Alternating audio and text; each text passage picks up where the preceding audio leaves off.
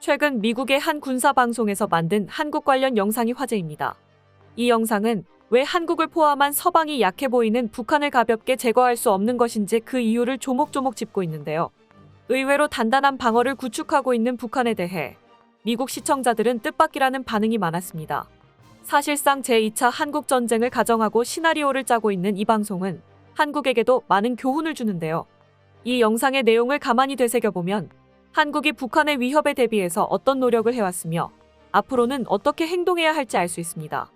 그 내용을 함께 살펴보겠습니다.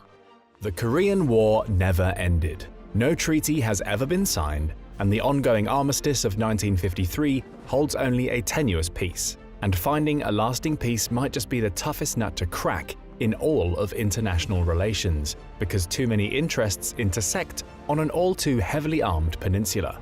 Indeed, the Korean stalemate doesn't look like it will end anytime soon, if ever. That's the best realistic scenario, because if the stalemate somehow ends and war breaks out again, American and South Korean leaders face a daunting problem. North Korea is almost impossible to invade. Here's why. First of all, invading North Korea would be a game that involves playing with nuclear fire, because the country now has enough fissile material for an estimated 20 to 60 warheads, according to the Congressional Research Service. The North Koreans have the means of delivering those payloads onto targets all over the world too. North Korea now has a diverse array of ballistic missiles in its arsenal. In late March 2023, the North Koreans purportedly successfully tested their Hwasong-17 ICBM. The object reached an altitude of about 3,850 miles over a 684-mile arc. If this object were to fly on a traditional ballistic missile arc, it would have a range of over 9,320 miles, making it capable of hitting any target in the continental United States. The Hwasong-17 may potentially be able to carry more than one warhead too.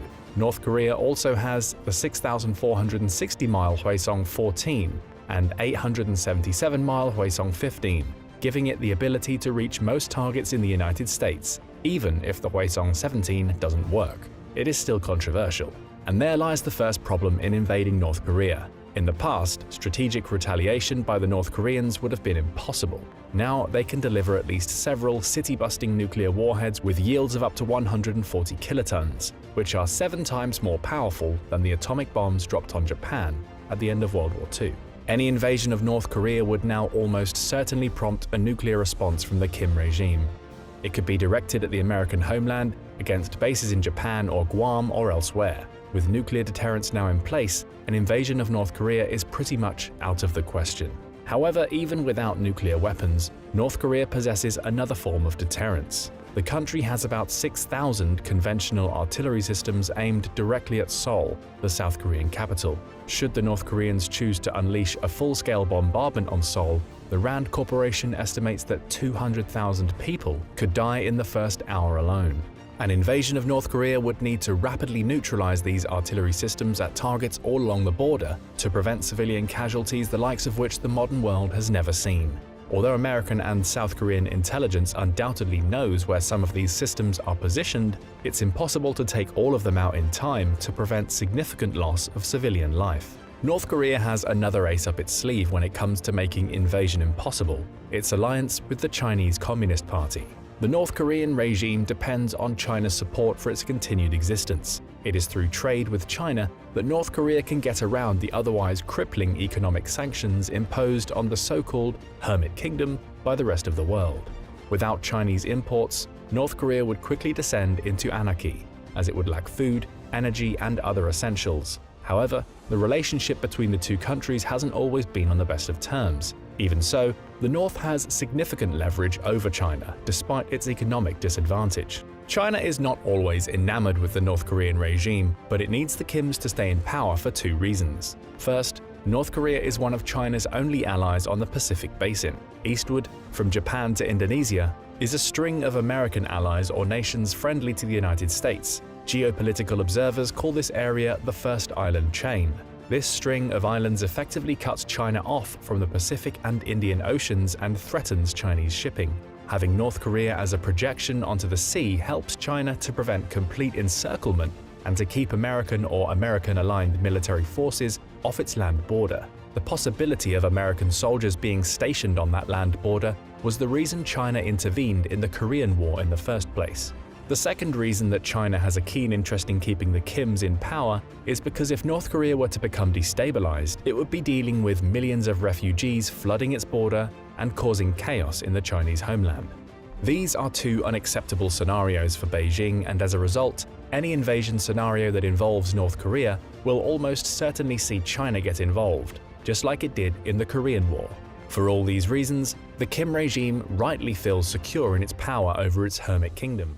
이처럼 북한은 그 자체로 강력한 방어를 구축했다기보다는 적국에게 일정 이상의 피해를 강요하는 방식으로 스스로를 지키고 있습니다. 그냥 단순하게 군사력으로 밀고 들어가는 것으로는 이들을 제압할 수 없게 되어 있는 것이죠. 북한 공략을 어렵게 만드는 요소는 이뿐만이 아닙니다. 계속 보시죠.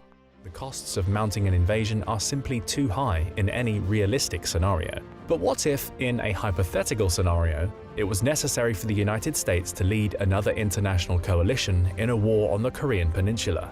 Would it even be possible to invade North Korea? Any land assault would be harrowing.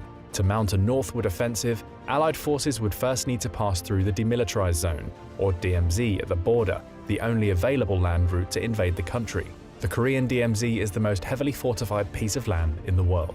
Millions of landmines span its 160-mile width. In addition to the mines, the North has built an electrified fence, and countless watchtowers would make excellent sniping outposts and machine gun nests. Although these would be spotted and taken out by artillery or air power, they would nevertheless slow the Allied advance and cause significant casualties in the opening hours of the war.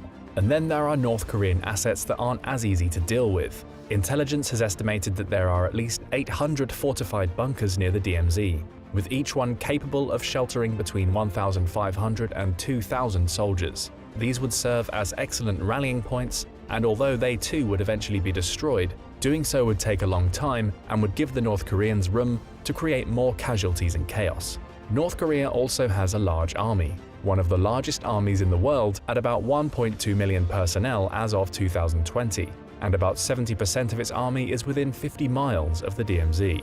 50% of its naval and air forces are within the same range. Not all of the people stationed at or near the DMZ are combat troops, but the North still boasts a huge amount of armed soldiers and platforms within a short and narrow range to concentrate firepower on any enemy invasion force. North Korea has also now created a formidable short and intermediate range ballistic missile force, which it will bring to bear in the event of an invasion.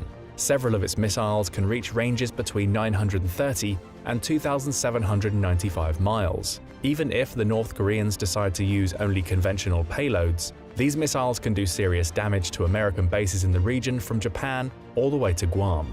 North Korea has already displayed enough ballistic missiles in its military parades alone to potentially overwhelm American missile defense systems like the THAAD. While estimates of the North's total number of ballistic missiles are hard to come by, there are more than enough to cause significant damage to American bases throughout the Pacific, even if the attacks do not escalate to the nuclear level.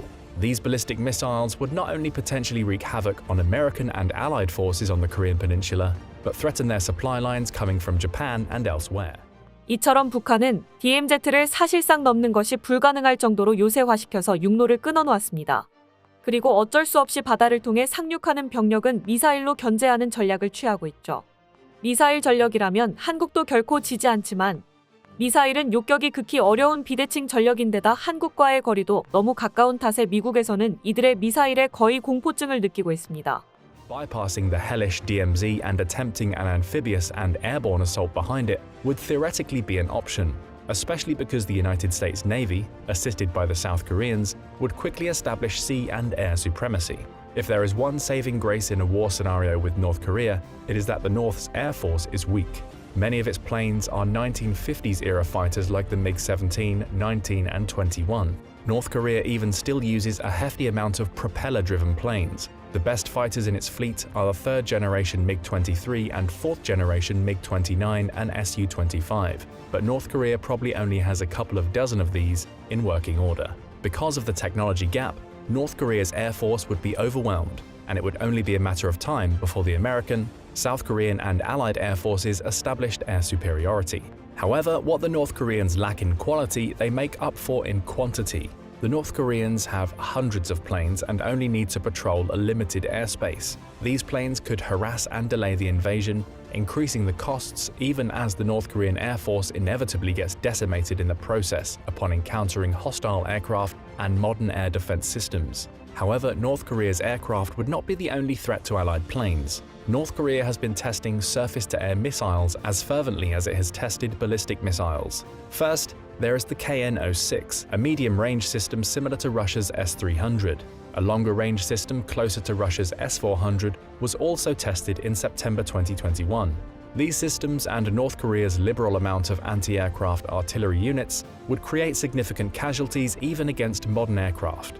If North Korea lacks a modern air force, it can make up for it to a certain extent with a far more modern air defense system. 다만 북한은 공군력에 투자할 여력이 없었던 나머지 다른 모든 부분을 틀어막아 놓고도 공중을 내버려두는 실책을 저질렀습니다. 이제야 그 중요성을 깨닫고 뒤늦게 현대적인 방공 시스템을 개발 도입하고는 있지만 현대 항공기는 방공망에 대한 대비책도 나름대로 다 갖춰져 있죠.